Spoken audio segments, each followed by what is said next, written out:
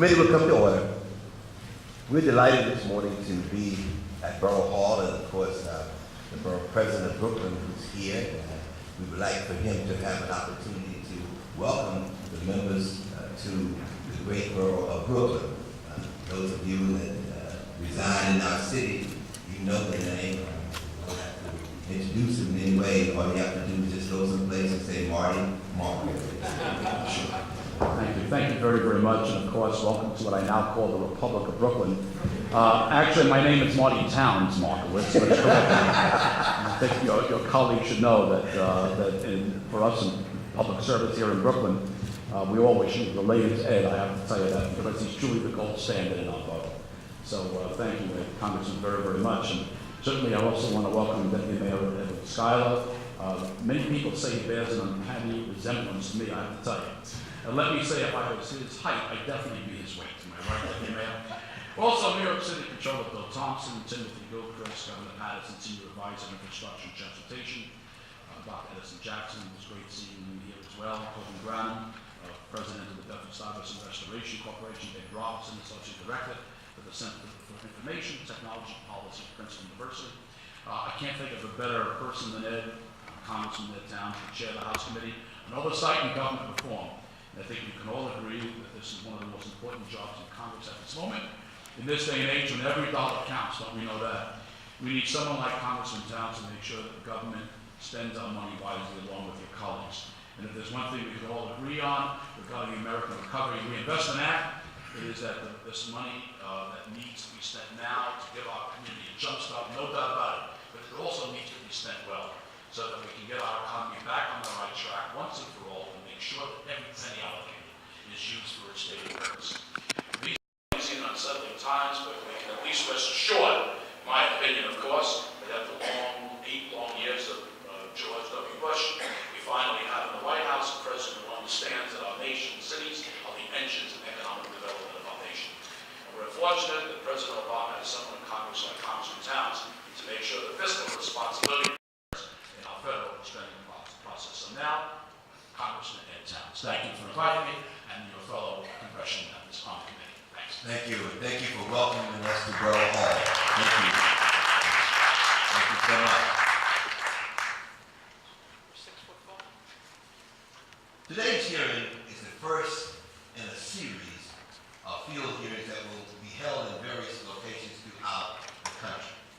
The purpose of these hearings are to examine the crucial role that the state and local governments will play in the administration of the American Recovery and Reinvestment Act of 2009, also known as the Stimulus Program or the Recovery Act. The American Recovery and Reinvestment Act of 2009 is an historic piece of legislation which I was proud to be one of the 9 co-sponsors of the legislation. The stimulus program has already been and will continue to be a powerful force for getting the American economy back on track. As we face the greatest economic crisis since the Great Depression, I'm especially proud to be here today in my district, in my home borough of Brooklyn, New York. Is the financial capital, of course, New York is the financial capital of the world. It is home to millions of decent, hard-working, and dedicated people from all backgrounds who stand ready to help turn the American economy in the right direction. I'm also happy to have my friend and colleague from the state of California, the ranking member, Congressman Issa, here with me today to get a look at how we do things in the borough of Brooklyn and to be able to talk with people from the borough of Brooklyn. Just a few weeks ago, several hundred residents of Brooklyn attended a town hall meeting on a Saturday morning that Congresswoman Yvette Clarke and I held to talk about President Obama's stimulus program. That is a simple but telling example of the commitment the American people have to overcoming the economic challenges that we all face together. And I emphasize the word together. New York is a unique source of strength for America, and I know it will play a unique role in putting our economy back on the right track. In Washington, this committee has been working hard to make certain that federal agencies do everything possible to protect your hard-earned tax dollars and see to it that they are spent wisely. Every dollar that we can stop from being wasted is a dollar that is put to good use on a school improvement project for our children, a job training program for those who want to work but need new skills, or a construction project that results in something as simple but important as a safer road or cleaner drinking water. For the Recovery Act to be effective, the federal, state, and local governments must coordinate, cooperate, and communicate, as President Obama stated recently. This plan cannot and will not be an excuse for waste and abuse. To fight fraud, the Recovery Act provides for an unprecedented degree of oversight and accountability. For example, the Recovery Act established the Recovery, Accountability, and Transparency Board, known as the Recovery Act Board. Some people refer to it as RAT, which is designed to provide transparency on how federal recovery money is spent. The Act also included significant increases in funding for the offices of Inspector General, whose job is to root out waste, fraud, and abuse in federal programs. I applaud President Obama for his support of these measures, but I must admit that I have concerns, and let me tell you why. I'm concerned that a very heavy burden is being placed on state auditors who are responsible for monitoring and accounting for the stimulus funds they receive. This concern was raised at the committee's hearing last month, and it needs to be addressed. Accordingly, I plan to introduce legislation that will provide increased funding for state auditors so they will be able to meet the demands placed on them by the Recovery Act. With individual states receiving billions in stimulus funding, it makes sense that the states also be fully equipped to closely monitor those taxpayer dollars. Not initially providing funds for state auditors under the Recovery Act was an omission that should be rectified as soon as possible. I'm also concerned that states have already started spending funds from the Recovery Act, but they have not yet been given complete guidance from the federal government in terms of how the money is to be tracked and how they are required to report spending of stimulus funds. Further, I have major concerns about the administration's primary transparency tool, recovery.gov. The fact of the matter is that recovery.gov is currently not usable. It's not a usable database where citizens can go to see how their money is being spent. I expressed this concern to the chairman of the Recovery Act Board when he testified before this committee in Washington last month. It is my hope that he takes the concerns of Congress to heart and transforms recovery.gov into a comprehensive, useful, and easy to understand database that will bring about true transparency. If he fails in this regard, you can be certain that the members of this committee will exercise their full oversight authority to ensure that he honors his commitment.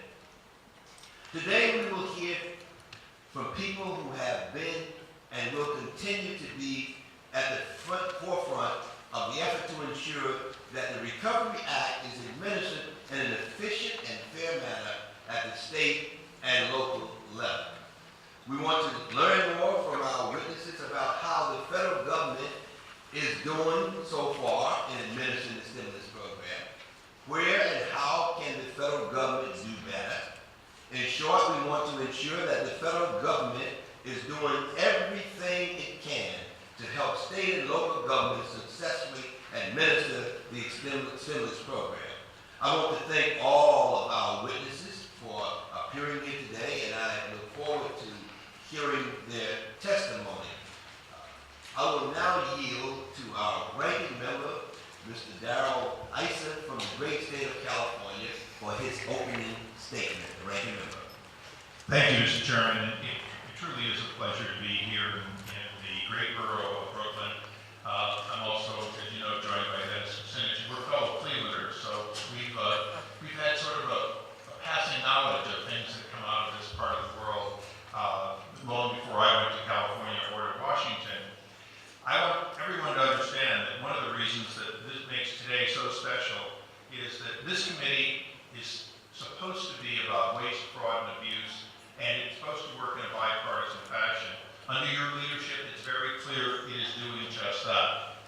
for a majority, for a chairman, obviously the majority, and of the party of the president to start shedding light on failures that we made in Congress in writing this stimulus bill of $787 billion. Failures, oversights, things which we were not consulted in advance, but in fact, now after the fact, Chairman Towns and this committee are seeking to make sure that we can rectify. As the chairman so rightly mentioned, there was no funding in order to do oversight by the states in this legislation. And I join with the chairman in making sure that we do find a way, either with existing funds or with new funds, to provide that material to the states. Additionally, nothing in this legislation provided accountability below the first recipient, meaning when Albany received the funds, much of which we'll be talking about today, they could distribute it, meeting their requirement. But we had no way of guaranteeing transparency below that, so that if they were not doing their job to ensure that once the check was written, it was used properly, there was no oversight. We're going to work together on a bipartisan basis to change that. Additionally, as you will undoubtedly hear repeatedly today, there's a little bait and switch that goes on between the time the money leaves Washington and the time that it doesn't seem to arrive to hospitals and other areas of need here in the borough. That's understandable.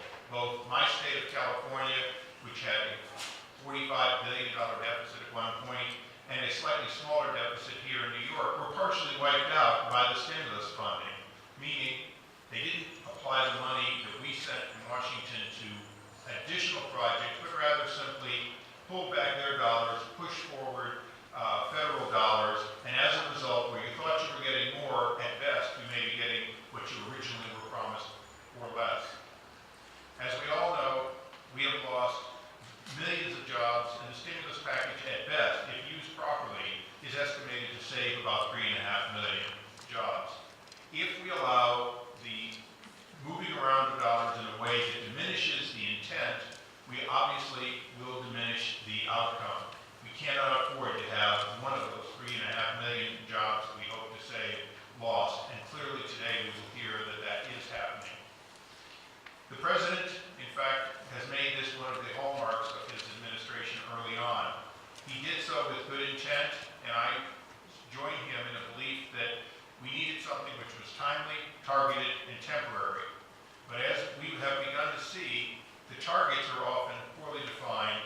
The temporary, as some states who have pushed back on the funding, is questionable because of little nuances put into the bill that are affecting the ability of states and localities to use the money on a temporary basis, and in some cases require a program be begun, which will only be funded for 18 months, and thereafter would fall to your communities.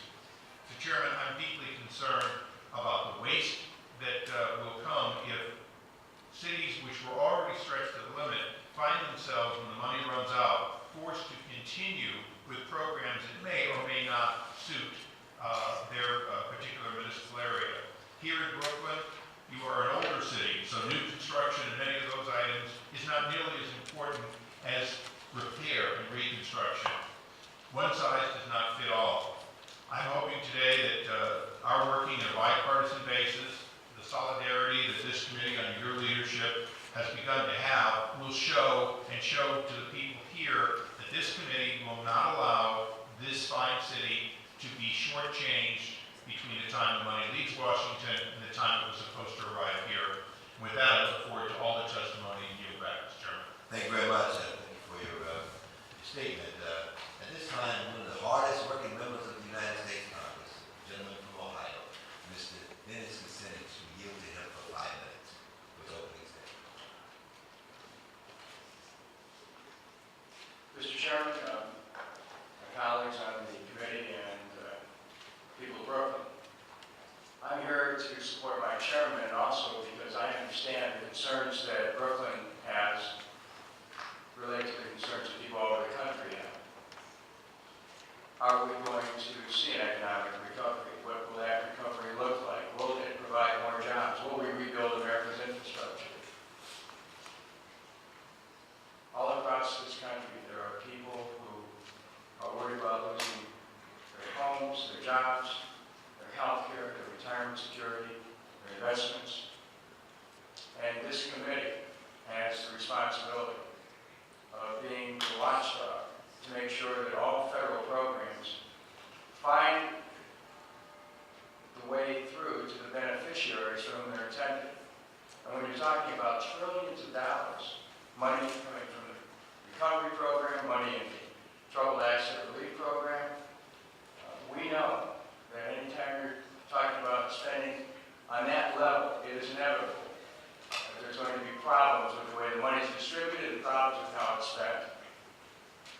You're fortunate in Brooklyn that your Congressman, Ed Towns, has ascended to be the chairman of the Oversight Subcommittee, or the Oversight Committee, because this committee has the ability to be able to make sure that we hold all of those who are entrusted with these funds to the highest level of accountability. And the only way that can truly be done is to make sure that you have people representing you who have the kind of experience that you can see if something looks like it's going on, it's not right.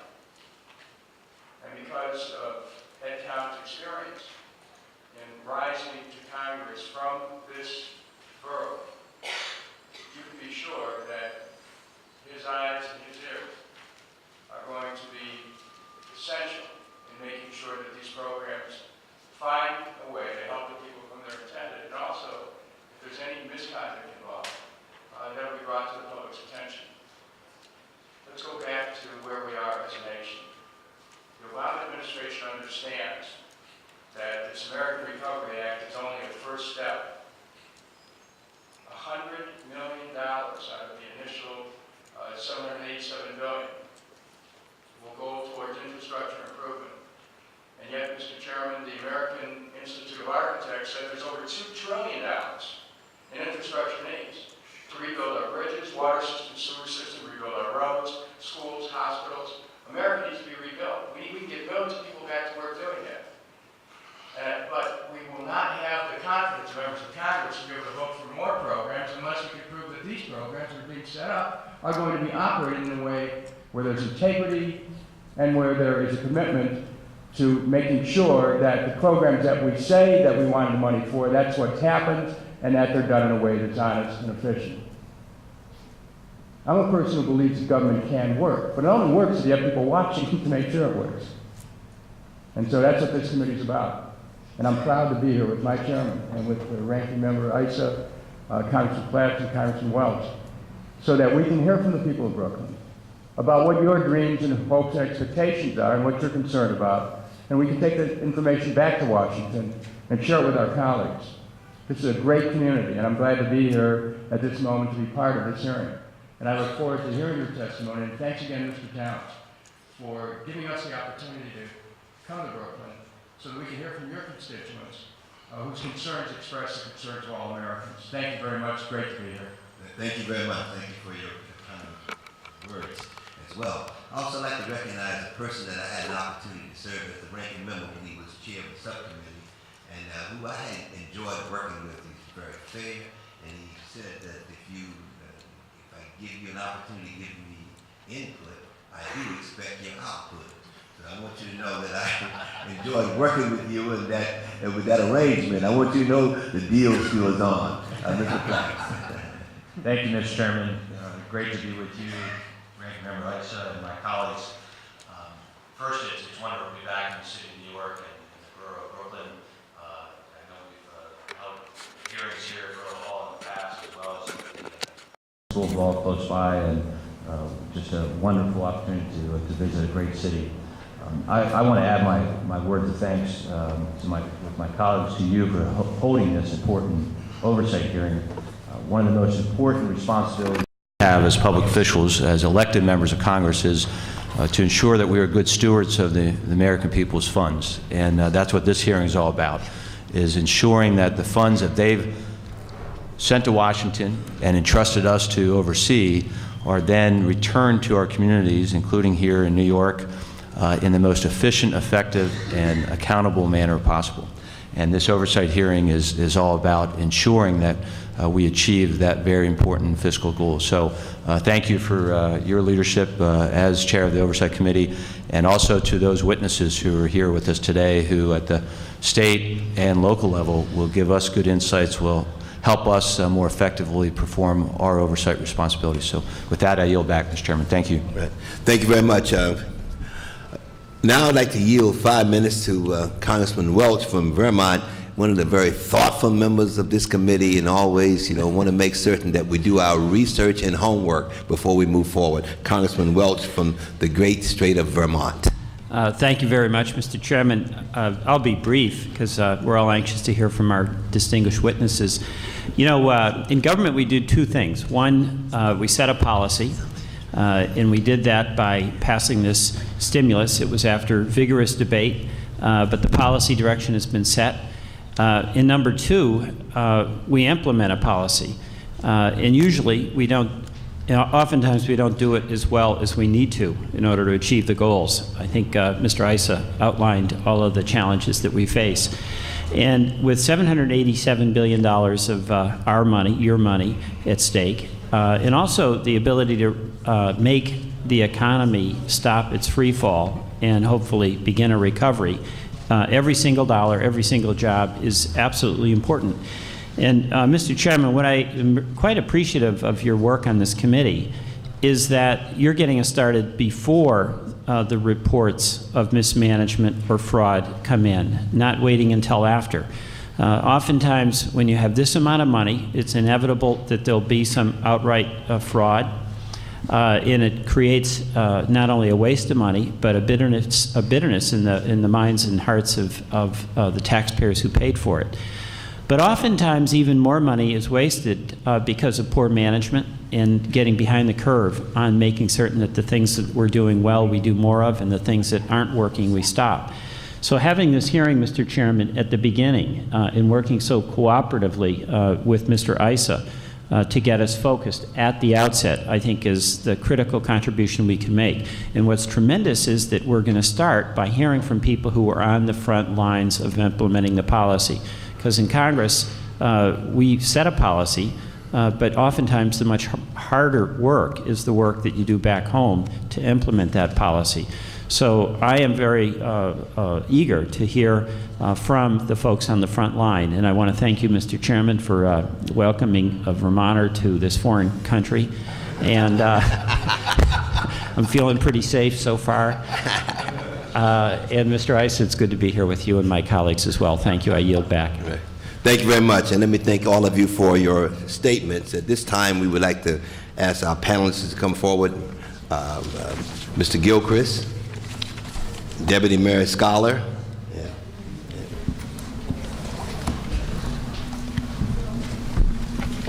Will you please stand? Long-standing tradition that we swear all of our witnesses in. Will you raise your right hand? Do you solemnly swear to tell the truth, the whole truth, and nothing but the truth? If so, answer in the affirmative. I do. Let the record reflect that they both answered in the affirmative. And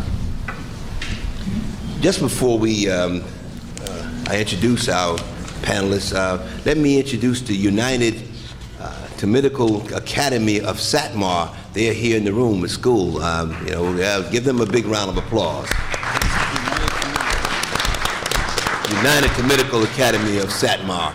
We're always happy to have our young people to come in to see government in action. Yeah.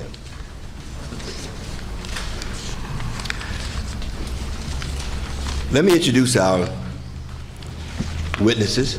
Mr. Timothy Gilchrist is the Senior Advisor to Governor Patterson for Infrastructure and Transportation. Serving in this role, Mr. Gilchrist leads the New York State Recovery and Reinvestment Cabinet with Governor Patterson, which he formed to oversee the distribution of Federal Recovery Act funds throughout the state. Prior to his current position, Mr. Gilchrist served as Deputy Secretary to the Governor for Economic Development and Infrastructure, overseeing the major economic development, infrastructure, and transportation agencies and authorities in the state before he joined the Executive Chamber.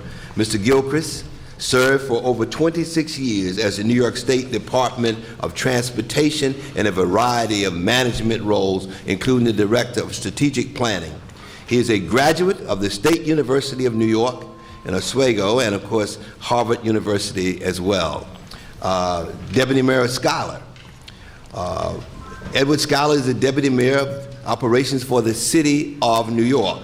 Mr. Schuyler has been asked by Mayor Bloomberg to coordinate New York City's stimulus spending. In addition, Mr. Schuyler has a broad range of responsibilities, including assisting the Mayor Bloomberg, in managing the police department, fire department, Office of Emergency Management, Office of Management and Budget, and Office of Labor Relations. Mr. Schuyler also directly oversees several city agencies and departments, including the New York City Department of Transportation, the Department of Environmental Protection, and the Department of Sanitation. Prior to his appointment as Deputy Mayor for Operations, Mr. Schuyler served as Deputy Mayor for Administration and as the Mayor's Communications Director and Press Secretary. He is a graduate of the University of Pennsylvania and Fordham Law School. Let me say to you, I welcome both of you, and gentlemen, the rule is that we have 5 minutes to present, and then after your presentation, then we have a question and answer period. Now there's some lights there, that when you start out, the light is on green. When it tells you that you should be conscious of the fact that your time is about to end, it goes to yellow. And then when your time ends, it goes to red. It's very clear. If any questions about that, let me know. Okay. So we will start with you, Mr. Gilchrist. Well, thank you very much, Chairman Towns and other members of the committee, and I'm hoping my transportation background will help me work through the light system here. On behalf of Governor Patterson, who's in Albany trying to deal with the MTA crisis, I'm very pleased here to be this morning and hope we can help assist the committee as it considers its role of state and local governments in regards to the implementation of the American Recovery and Reinvestment Act. I've provided written testimony to the committee. I'll provide a summary of that and then be welcome to any questions after comments from my colleague, Deputy Mayor Schuyler.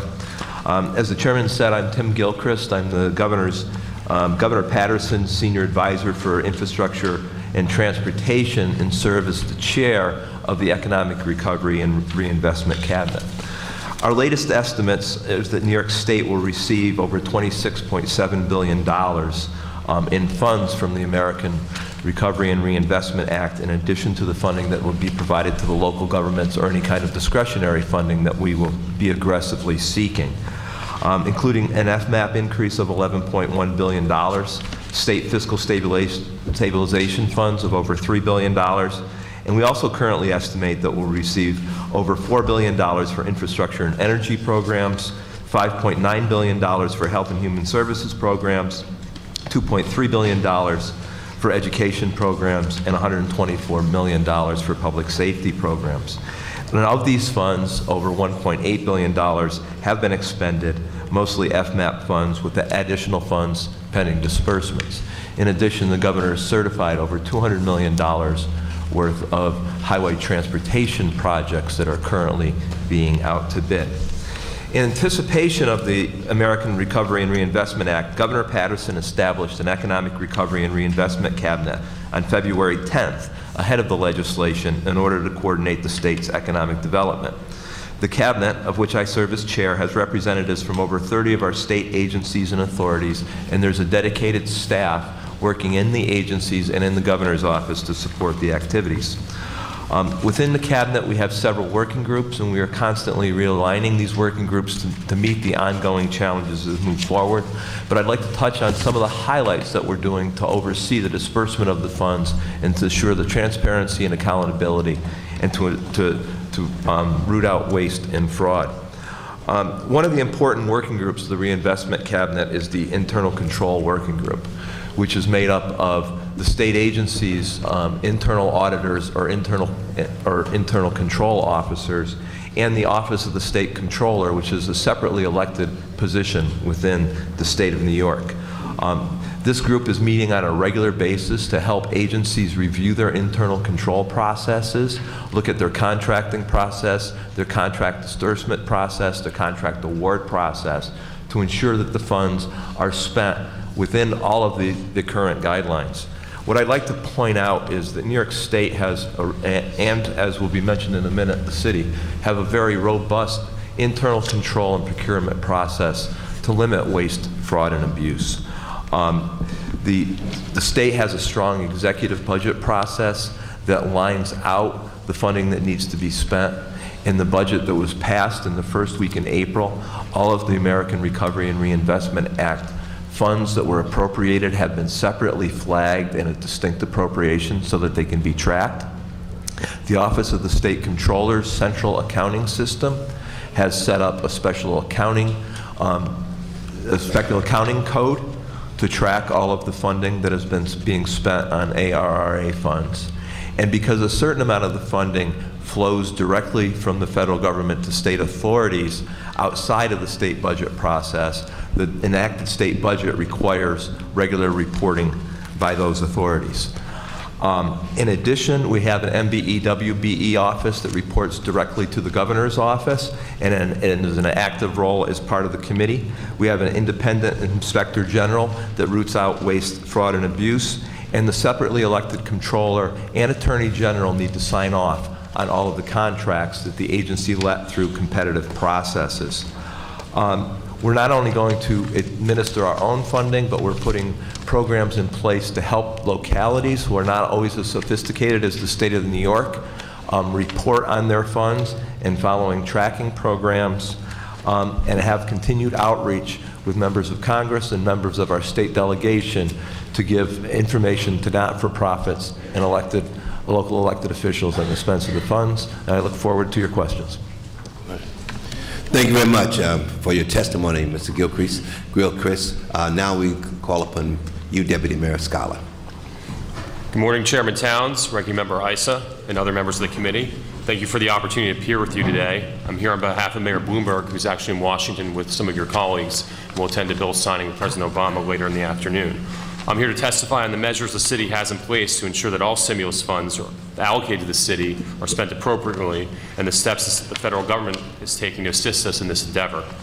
In total, the city and city-related entities expect to receive about $4 billion in expense and $1 billion in capital funding over the next 2 years. For the stimulus funds, we want the city to be a national model of transparency and accountability. We intend to not only use our existing systems, but to take additional steps to ensure that our share of funds is spent properly. This increased transparency will enable you and the public to hold us accountable on many levels. First, let me discuss New York City's robust fraud and waste prevention measures. The Mayor's Office of Contract Services oversees all procurements throughout the city. City agencies must conduct background checks on all potential vendors, checking for compliance regarding corporate filings and licensing rules, as well as looking into past misconduct by the company or its principals, and then makes a responsibility determination for every contract awarded. In addition, vendors that receive contracts or subcontracts that meet certain financial thresholds must complete detailed questionnaires for the company and its 3 top principal officers, which are entered into the city's Vendex system to inform agency decisions regarding vendor responsibility. For awards greater than $100,000, the city's Department of Investigation also conducts a vendor name check, checking every entity and person named on the Vendex questionnaire against their database to see if they have been the subject of any criminal investigations, and if there is any other relevant information that should be provided to the contracting agency to aid in the responsibility determination. Next, all contracts must be certified by the relevant agency's chief contracting officer. We have assigned specific point people to take responsibility for the integrity of our contracts, including compliance with city and federal minority and women-owned business participation requirements.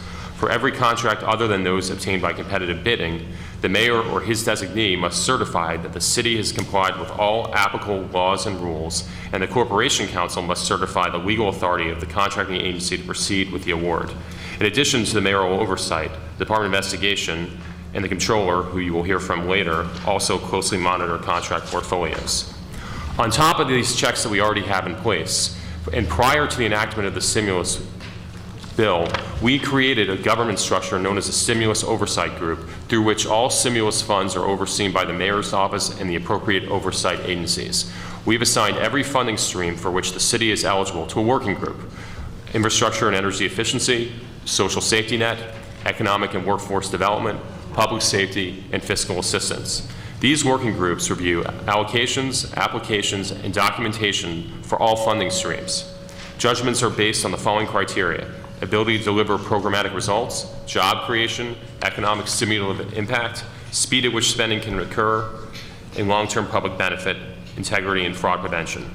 All working group recommendations are presented to the Oversight Group, consisting of deputy mayors, the budget director, and key oversight agencies. And this level of involvement has brought an unparalleled level of scrutiny to each funding decision. In addition to the internal checks, we are also implementing an additional layer of public transparency.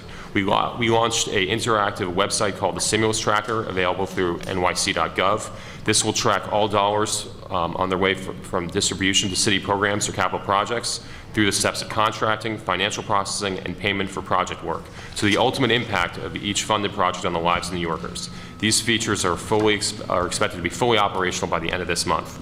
In addition, we will attain an additional level of scrutiny provided by KPMG, whose services we are retaining to help guide New York City's stimulus reporting process. By retaining experts in the accounting field, we will strive to meet and exceed the federal and state reporting requirements for the use of stimulus funds. Taken together, these measures will provide an unprecedented level of oversight to funding decisions and contracts and allow us to verify that we are spending our stimulus funds efficiently and effectively as possible. As you know, New York State is one of 16 states that will be audited by the Government Accountability Office. Our staff recently met with the GAO to brief them on the steps I've discussed today. And we did indicate to the GAO, without clear guidance on the specific information required by the federal government, it will be a challenge to account for the impact of our funds in a manner that's consistent with the government's expectations. For example, we strongly recommend the creation of standardized job creation methodology that adjusts for regional differences.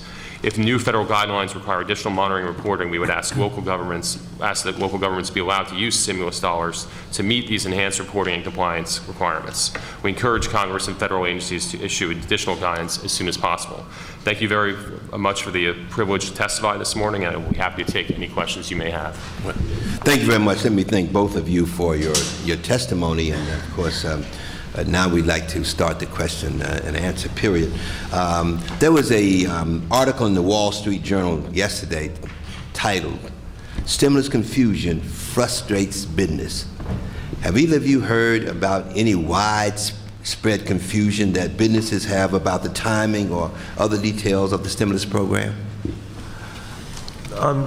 I'll take that first. Yes, certainly in our conversations around the state and the forums such as you held in Brooklyn a few weeks ago and other forums throughout the state, I believe that there's not an understanding in a lot of the business community as to the availability of funding, and that often they're looking for funding for programs that were not authorized within the bill. We've received over 16,000 projects worth over $100 billion in our request for projects, many of which are not really eligible for any program. And that's part of the education that we're working to carry forward as the federal government comes out with information. We'll put on our website, recovery.ny.gov, information on those programs to direct businesses to those. Well, Thank you. Our concern has been reaching out to the federal agencies as we've gotten questions from the private and nonprofit sector to get better understandings of the guidance that are coming out. We calculate that about 50% of the individual programs included in the stimulus bill have yet to, that there have not been guidelines distributed for them, including deadlines for application submission. So there's still a great deal of information that needs to be distributed by the federal agencies charged with distributing the funds. And as soon as we get that information, we pass it on to our stakeholders in the private and nonprofit sectors. Yeah. Thank you very much. Let me just say that I think a few weeks ago, we met with Mr. Devaney, who is the Inspector General and sort of the superstar among Inspector Generals, who's going to be in charge, of course, the board. And he indicated that without very aggressive, he said with very aggressive leadership coming from this committee and others in terms of that are involved with the stimulus package, that out of the $787 billion that's being allocated and put out in this fashion, $55 billion would go to waste, fraud, and abuse.